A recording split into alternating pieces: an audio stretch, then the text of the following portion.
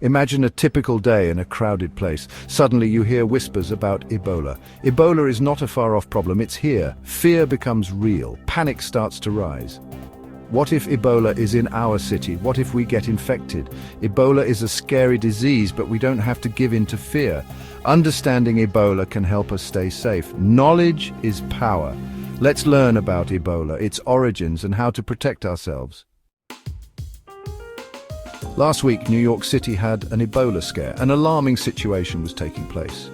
News spread that perhaps there were people infected with Ebola in the city. It was a Sunday like any other in New York City, but on East 125th Street, something unusual was happening. At a City MD clinic, 2 patients were feeling unwell after returning from Uganda. Their symptoms were worrying fever, muscle pain and fatigue. The clinic staff knew they had to be cautious. They contacted the authorities. Emergency responders arrived in hazmat suits. They transported the patients to Bellevue Hospital. Bellevue is equipped to handle highly contagious diseases. The city watched and waited for answers. The situation escalated quickly. At Bellevue, the patients underwent tests. Finally, the results came back negative for Ebola. The city breathed a sigh of relief. It turned out the patients had norovirus. Norovirus is highly contagious, but far less deadly than Ebola. The news spread quickly, and the city returned to normal. But the scare left its mark. It was a reminder that the threat of infectious diseases is real. The incident highlighted the importance of a rapid response system. The clinic staff, emergency responders, and hospital workers all played a crucial role. They helped prevent a potential outbreak. The scare underscored the need for public awareness. Early detection is key to containing infectious diseases. The experience in New York City served as a valuable lesson. We must remain vigilant and invest in public health infrastructure. The Ebola River snakes through Central Africa. It is the namesake of one of the world's deadliest viruses, Ebola. In 1976, the world first became aware of this virus. 2 outbreaks occurred almost simultaneously, thousands of miles apart. One struck Yambuku in the Democratic Republic of Congo, the other hit Nzara in what is now South Sudan. These outbreaks were devastating, claiming hundreds of lives. They left a legacy of fear and uncertainty. Yambuku was a quiet village surrounded by dense rainforest. In August 1976, a strange illness began to spread. It started with fever, headache, and muscle pain. The symptoms worsened: vomiting blood, severe diarrhea, and a rash. Internal hemorrhaging became common. The villagers were terrified. They had never seen anything like this before. The illness spread rapidly, leaving devastation in its wake. As the outbreak in Yambuku raged, a similar scene unfolded in Nzara, Sudan. The first cases appeared at a cotton factory. Workers fell ill with fever, headache, and muscle pain. The virus spread rapidly through the factory. The Nzara outbreak primarily affected men due to contaminated injections. These 2 outbreaks marked the arrival of the Ebola virus on the world stage. The world watched in horror as the death toll mounted. Scientists raced to understand this deadly new foe. The 1976 outbreaks were contained, but the virus was far from gone. It retreated into the shadows, lurking in Central Africa. Throughout the 1990s and 2000s, Ebola outbreaks continued to plague the region. These outbreaks were smaller but no less terrifying. Gabon and Uganda became frequent battlegrounds. The outbreaks often started in remote villages, making containment difficult. Each outbreak served as a grim reminder of Ebola's persistent danger. Gabon became familiar with the horrors of Ebola. The virus struck in 1994 and returned in 1996, claiming over 50 lives. The 1996 outbreak was linked to the consumption of chimpanzee meat. Chimpanzees can become infected and transmit the virus to humans. The Gabonese government launched public health campaigns. They emphasized the dangers of eating bushmeat, especially chimpanzee meat. These campaigns aimed to prevent future outbreaks. Uganda faced repeated outbreaks of Ebola. The virus first emerged in 2000, causing a large outbreak. This outbreak was caused by a new strain of the Ebola virus. The outbreak started in the Gulu district, overwhelming the healthcare system. The Ugandan government, with international support, worked to contain the outbreak. They set up isolation wards and launched public awareness campaigns. The world watched as the death toll mounted. The largest Ebola outbreak in history unfolded in West Africa. It started in Guinea and quickly became a full-blown epidemic. The 2014 to 2016 West African Ebola epidemic was a wake-up call. The virus spread quickly through Guinea, Liberia and Sierra Leone. The initial response was slow and hampered by a lack of resources. By the time the WHO declared a public health emergency, the virus had spiraled out of control. The epidemic highlighted the devastating power of infectious diseases in a globalized world. Guinea, Sierra Leone, and Liberia bore the brunt of the epidemic. Hospitals and clinics were quickly overwhelmed. Traditional burial practices increased the risk of transmission. Fear of contracting Ebola was palpable. Schools, markets and businesses closed. The social and economic impacts were devastating. Farmers were unable to tend their fields. The epidemic exposed deep inequalities and vulnerabilities. The 2014 to 2016 West African Ebola epidemic was a global wake-up call. The international community eventually mobilized a massive response. Organizations like DHU and Médecins Sans Frontières poured resources into the affected regions. Foreign governments sent medical teams and financial aid. Scientists worked tirelessly to develop vaccines and treatments. The global response turned the tide of the epidemic. By early 2016, the epidemic was declared over. The Ebola virus often announces its presence with a deceptive calm. The initial symptoms mimic common illnesses, making early diagnosis challenging.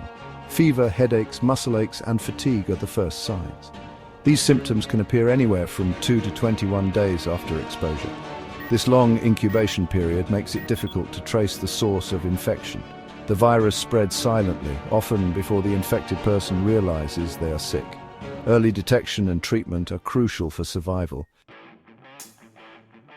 As the Ebola virus gains a foothold, the symptoms intensify. Fever becomes an inferno, and headaches morph into searing pain. Vomiting and diarrhea weaken the body. The skin erupts in a rash. Internal and external bleeding become common. Blood leaks from the gums, nose, and eyes. The progression from mild symptoms to life-threatening complications can be rapid. Supportive care, a lifeline in the storm. In the face of Ebola's relentless assault, where no cure exists to banish the virus outright, supportive care emerges as a beacon of hope, a lifeline in the storm. This approach, focused on alleviating symptoms and bolstering the body's defenses, plays a crucial role in improving the odds of survival. Rehydration, a cornerstone of supportive care, aims to replenish the precious fluids lost through relentless vomiting and diarrhea. Intravenous fluids, carefully calibrated to restore electrolyte balance, flow into the patient's veins, combating dehydration's grip and providing a lifeline to vital organs struggling to function. Medications carefully chosen to tame the virus's devastating effects offer a fighting chance. Antivirals, though not a cure, can help suppress viral replication, slowing the virus's advance and giving the immune system a chance to mount a defense. Antipyretics like acetaminophen provide relief from the scorching heat of fever, while analgesics such as ibuprofen ease the agonizing pain that racks the body. Beyond addressing the virus's direct effects, supportive care tackles the secondary infections that often take advantage of a weakened immune system. Antibiotics targeted at bacterial invaders help prevent and treat these opportunistic infections, reducing the overall burden on the body and improving the chances of a full recovery. Shields of prevention, breaking the chain of transmission. Preventive measures from hygiene practices to vaccines are our best defense against Ebola, breaking the chain of transmission. Good hygiene and frequent hand washing are crucial in the fight against Ebola. Soap and water disrupt the virus's spread. Avoiding contact with infected individuals and animals is essential. PPE protects healthcare workers, creating a barrier against the virus. Proper use of PPE ensures it serves as a shield. A unified front, international collaboration. The fight against Ebola transcends borders. demanding a unified front of nations, organizations, and individuals. International collaboration fosters the sharing of knowledge, resources, and expertise, creating a formidable force against the virus. The World Health Organization coordinates international efforts, issuing alerts, providing guidance, and deploying response teams. A network of international organizations, governmental agencies, and non-profits joins the fight, each contributing their strengths.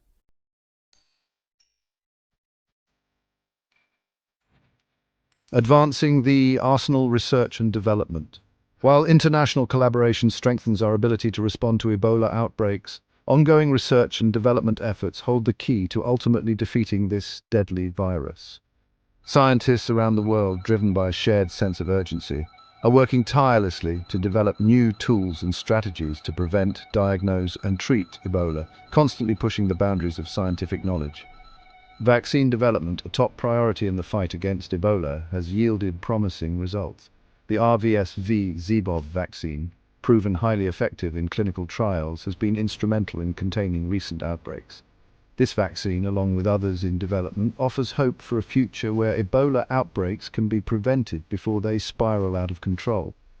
Beyond vaccines, researchers are exploring new antiviral therapies that can target the virus directly, disrupting its ability to replicate and spread within the body.